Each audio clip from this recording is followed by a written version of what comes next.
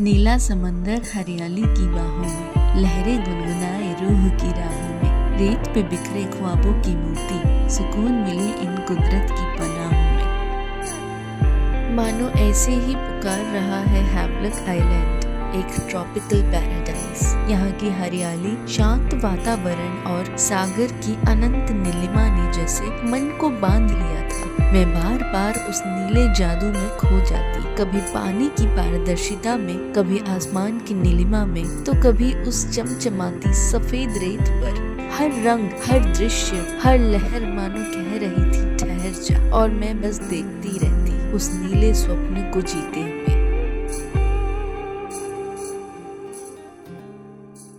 आगे बढ़ने से पहले I wanna say that my Andaman trip was of 6 days। First and second day का सफर हम पोर्ट ब्लेयर और रॉस आइलैंड में पूरा कर चुके हैं। वहां तक पहुंचने और घूमने की पूरी जानकारी आप आई बटन पर क्लिक करके देख सकते हैं। इस वीडियो में हम आपको अंडमान ट्रिप के 3rd, 4th, 5th और 6th डे की दिलचस्प झलकियां दिखाएंगे। हैवलॉक आइलैंड, जिसे अब स्वराज द्वीप के नाम से जाना जाता है, अपने भीतर इतिहास, संस्कृति और प्राकृतिक सौंदर्य तीनों को समेटे हुए है। पहले इसका नाम British general sir Henry Havelock के नाम पर रखा गया था, जिन्होंने भारत में ब्रिटिश सेना की सेवा की थी। बे ऑफ बंगाल में स्थित यह द्वीप न केवल प्राकृतिक रूप से समृद्ध है, बल्कि इसकी संस्कृति भी विशिष्ट है। यहाँ की आबादी मुख्यतः बंगाली ओरिजिन है, जिनमें से कई लोगों की जड़ें पूर्वी बंगाल से जुड़ी हैं। भारत पाकिस्तान विभाजन के बाद 1947 में भारत सरकार द्वारा कई लोगों को यहाँ बसाया गया था।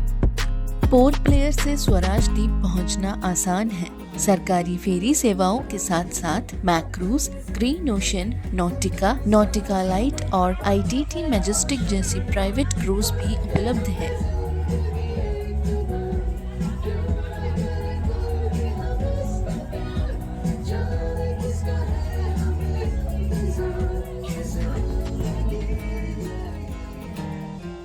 लेकिन ध्यान रहे, इन क्रूज के पहले से टिकट्स बुकिंग मैंडेटरी है। स्वराज द्वीप पर केवल एयरटेल और BSNL की मोबाइल नेटवर्क अवेलेबल है।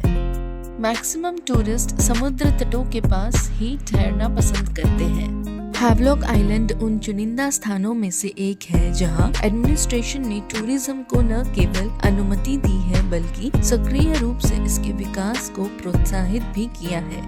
यहाँ टूरिस्ट्स का उद्देश्य केवल सैर सपाटा नहीं, बल्कि नेचर सेंसिटिविटी और एनवायरमेंटल प्रोटेक्शन को बढ़ावा देना है। एलिफेंट बीच एडवेंचर एंथुसियास्ट लोगों के लिए एक बेहद पॉपुलर स्थान है। हैवलॉक आइलैंड से कुछ ही दूरी पर स्थित यह बीच नाव की छोटी सी सवारी के बाद आपको एक नई रंगों सी भरी दुनिया में ले जाता है। एलिफेंट बीच मुख्य रूप से एक डे ट्रिप के लिए जाना जाता है, फिर भी यहाँ यात्रियों के लिए बेसिक एमिनिटीज का ध्यान रखा गया है। बीच पर कुछ छोटे छोटे फूड स्टॉल्स हैं, जहाँ आप नारियल पानी, बिस्किट्स, फ्रूट्स और इंस्टेंट नूडल जैसे हल्के नाश्ते कर सकते हैं।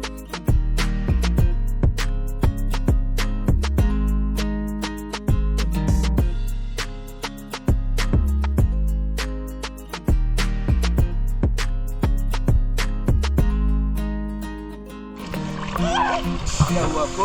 ठंडी तो लगेगी। एलिफेंट बीच पर सी वॉकिंग का अनुभव आपको एक अनोखी और मंत्रमुग्ध कर देने वाली दुनिया से रूबरू कराता है। यह ऐसा मेस्मराइजिंग एक्सपीरियंस है जो जिंदगी भर आपकी यादों में चमकता रहेगा। सी वॉकिंग एक अलग एक्टिविटी है, जिसमें एक खास डिजाइन किए गए हेलमेट पहनकर समंदर की सी बेड पर चलते हैं। यह समुद्री जीवन के करीब पहुंचने का सबसे सुरक्षित और जादुई तरीका है। जैसे ही नीचे उतरते हैं, आप खुद को रंग बिरंगी मछलियों के झुंड से घिरा हुआ पाते हैं। उनकी चमकती हुई त्वचा पानी के नीचे किसी रत्न जड़े कैलाइडोस्कोप जैसी लगती है। यहाँ क्लाउन फिश, पैरेट फिश, सी क्यूकम्बर और मन को मोह लेने वाली कोरल फॉर्मेशंस देख सकते हैं। मैंने तो यहाँ नीमो को भी ढूंढ निकाला। समुद्र की रेत पर चलना और इतने नजदीक से मरीन लाइफ को देखना, यह अनुभव सचमुच किसी सपने जैसा लगता है। हर कदम पर हैरानी, हर पल में सौंदर्य, यही है सी वॉकिंग का जादू, जो आपको समंदर की गहराइयों में ले जाकर जीवन की नई गहराइयों से मिलवाता है। पैरासेलिंग का अनुभव वाकई किसी स्वप्नील उड़ान से कम नहीं था। सबसे पहले टोइंग बोट को समंदर के किनारे से काफी दूर ले जाया गया, जहां से पैरासेलिंग शुरू होती है।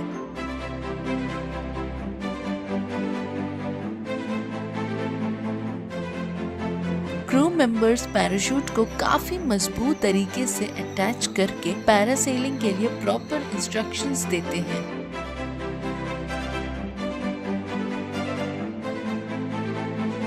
मैं लॉन्च पॉइंट पर खड़ी थी और मेरा दिल जोरों से धड़क रहा था। फिर चंद ही सेकंड्स में पैराशूट को छोड़ दिया गया।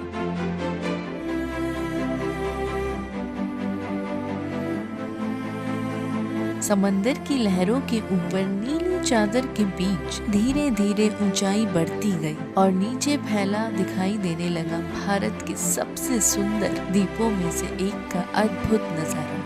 जैसे ही मैं लगभग 500 फीट हाइट पर पहुंची, मैंने चारों ओर नजर दौड़ाई और वह दृश्य मानो किसी पंछी की नजर से देख रही थी। जो घबराहट थी वो पलक झपकते ही उड़ गई और उसकी जगह आ गया सेंस ऑफ अचीवमेंट। हवा में उड़ने का जो एक्साइटमेंट मैंने महसूस किया वो शब्दों में बयां कर पाना मुश्किल है। एक पल तो ऐसा लगा जैसे मैं सच में कोई पंछी बन गई हूँ। यह सिर्फ एक वाटर स्पोर्ट्स नहीं था, यह था आजादी का, साहस का और आत्मविश्वास का एहसास।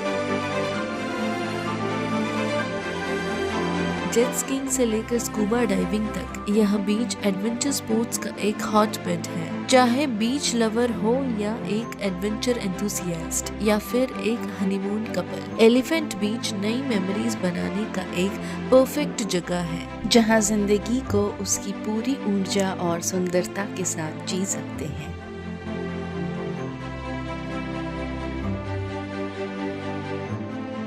हरे भरे घने जंगलों के बीच बसा और फिरोजी समुद्री जल से घिरा काला पत्थर बीच अपने नाम की तरह अनोखे काले पत्थरों की वजह से जाना जाता है। ये काले पत्थर किनारे पर बिखरे हुए हैं, जो चमकती सफेद रेत और नीले समंदर के साथ मिलकर एक एस्थेटिक व्यू पेश करता है। इन पत्थरों का निर्माण अतीत में हुई वोल्केनिक एक्टिविटीज के कारण हुआ था, जिसने इस तट को एक अलग ही पहचान दी है। काली चट्टानों और सफेद रेत के इस विपरीत मेल ने एक ऐसा दृश्य रचा जो मन को भीतर तक छू जाता है। कभी शांति और कभी सादगी की सुंदरता का एहसास। यह बीच भीड़ भाड़ से दूर एक शांत विश्राम का ठिकाना है, जो स्विमिंग के लिए बिल्कुल उपयुक्त है। अपनी crystal clear turquoise water and pristine beauty के लिए प्रसिद्ध राधानगर बीच स्वराज द्वीप के पश्चिमी तट पर स्थित है। साल 2004 में टाइम मैगजीन ने इसे बेस्ट बीच इन एशिया घोषित किया था और 2020 में इसे प्रेस्टिजियस ब्लू फ्लैग सर्टिफिकेशन से भी नवाजा गया। यह एक इको टूरिज्म मॉडल है, जहां nature, tourist friendly and cleanliness तीनों का अद्भुत संगम होता है। राधानगर बीच न केवल देखने में स्वर्ग समान है, बल्कि यह पर्यावरणीय संतुलन और जागरूकता का भी एक बेहतरीन उदाहरण है। राधानगर बीच लगभग 2 किलोमीटर लंबा है और क्रिसेंट शेप में फैला हुआ है, जिसकी मुलायम चांदी सी चमकती रेत इसकी खूबसूरती को और निखारती है। यहाँ आकर प्रकृति की गोद में सुकून से कुछ पल बिताना मानो आत्मा को विश्राम देना है। समुद्र की लहरों की मधुर गूंज और चारों ओर फैली हरियाली इस जगह को स्वर्गीय स्पर्श देती है।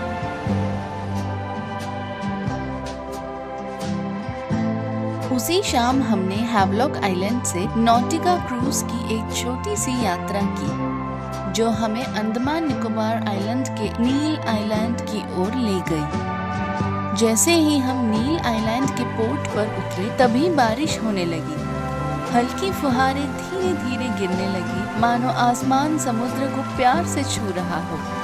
नीला समुद्र शांत था, अंतहीन और गहराई से भरा। उस पर गिरती बूंदों की चमक उसे जादुई बना रही थी। बारिश की टप टप और लहरों की कोमल आवाज एक संगीत सा रच रही थी। हम वहीं खड़े रहे, मुस्कुराते हुए, उस दृश्य को आंखों में बसाते हुए और ठंडी हवा को महसूस करते हुए।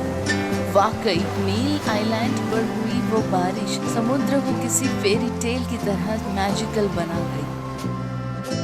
लगभग 18 स्क्वायर किलोमीटर में फैला यह द्वीप छोटा जरूर है, लेकिन अपनी शांति और प्राकृतिक सौंदर्य से मन को पूरी तरह सुकून से भर देता है। नील आइलैंड का नाम एक ब्रिटिश अधिकारी जेम्स नील के नाम पर पड़ा था, जो 1857 की सिपाही विद्रोह के दौरान ईस्ट इंडिया कंपनी की ओर से लड़ रहा था। हालांकि अब इतिहास के इस नाम के पीछे छुपा द्वीप शांति और सुंदरता का प्रतीक बन चुका है।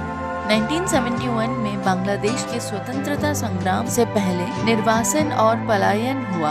उसी के परिणाम स्वरूप शरणार्थी इस द्वीप तक पहुँचे। आज का शहीद द्वीप न सिर्फ अपनी सुंदरता बल्कि अपने संघर्षमयी अतीत की कहानियों के लिए भी जाना जाता है। ब्रेकफास्ट के बाद हम अपने सारे सामान के साथ सुबह सुबह कैब में सवार होकर भरतपुर बीच की ओर रवाना हुए।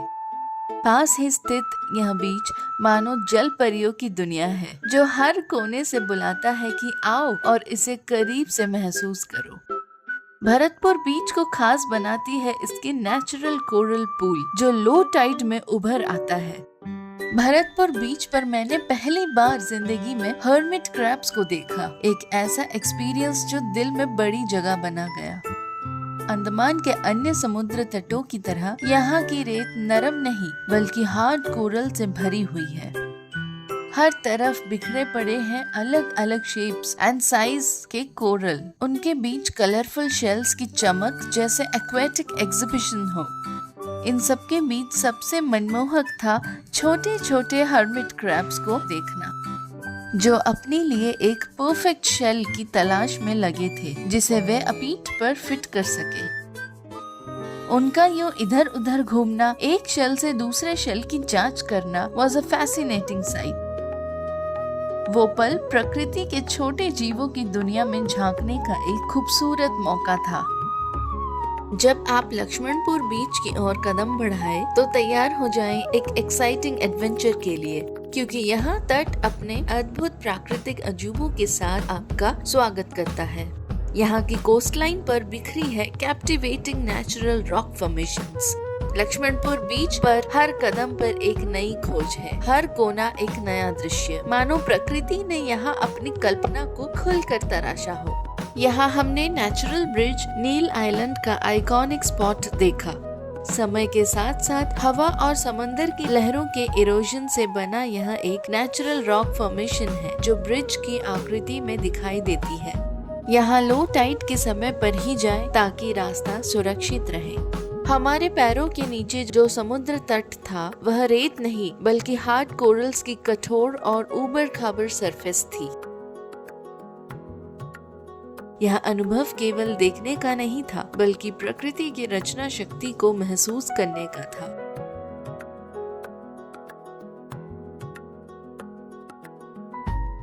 दोपहर होते होते हमने ग्रीन ओशन क्रूज पकड़ा और वापस पोर्ट ब्लेयर लौट आए।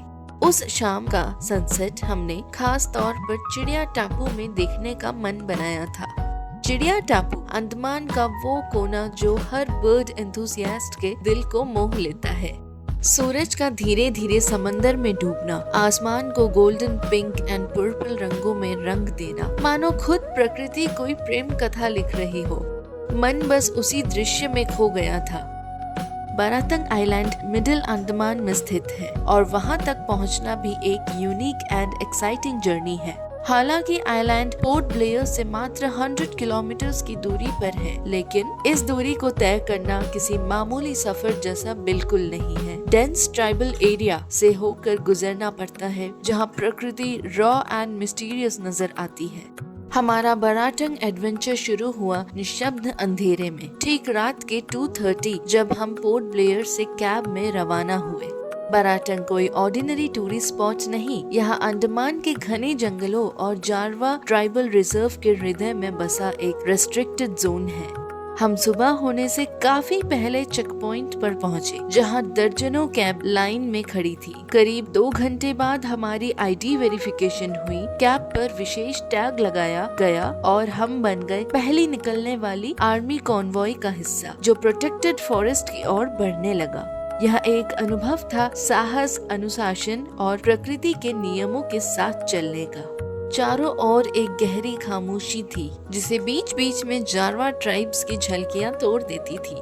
Barefoot, graceful, wrapped in simple cloth, जंगली फूलों से बनी ज्वेलरी और कभी कभी चलते ट्रकों पर चढ़ते हुए किसी अनजानी सी धुन में हंसते गाते। बराटंग आइलैंड तक पहुंचने के लिए एक मैसिव आयरन फेरी पर सवार होकर जाना पड़ता है। फेरी के उस पार एक छोटी सी स्पीड बोट हमारा इंतजार कर रही थी, जो हमें लेकर चली एक सपनों जैसी यात्रा पर, a dreamy stretch of mangrove tunnels. यह अनुभव किसी फेरी टेल जैसा था। फेरी से उतरने के बाद हमने एक लोकल गाइड के साथ घने जंगलों के बीच चलना शुरू किया। रास्ते में आया एक स्मॉल विलेज, जहाँ केवल 7 फैमिलीज रहती है। हम पहुंचे मैजेस्टिक लाइमस्टोन केव्स। गुफा में प्रवेश करना ऐसा लगा मानो हिडन चेम्बर ऑफ अर्थ में कदम रख दिया हो। चारों ओर फैले थे चमकते हुए स्टैलेक्टाइट्स एंड स्टैलेग्माइट्स। चारों ओर greenery and silence, a moment of pure magical stillness. हमारी अंतिम मंजिल थी रहस्यमयी मड वोल्केनो। वहाँ फैले थे small bubbling cones of grey mud, जो धीरे धीरे बुलबुलों की तरह फूटते, जैसे जमीन की गहराइयों से कोई सांस ले रही। पृथ्वी की भीतर से उमड़ती ऊर्जा का एक अनोखा चमत्कार। यहाँ हमने धरती के रहस्यों को नजदीक से देखा और हर मोड़ पर प्रकृति ने हमें नए रूप में चकित किया। शाम होते होते हम फिर से फेरी पर सवार हो गए और पोर्ट ब्लेयर के अपने होटल लौट आए। अगले दिन हम अपने घर के लिए उड़ान भर चुके थे। I felt a sense of calm take over me. शायद यही पल था when I fell in love with Andaman. चाहे आप सुकून की तलाश में हो या रोमांच की खोज में, अंडमान आइलैंड हर यात्री को अपनी बाहों में समेट कर देता है अनमोल यादों का खजाना।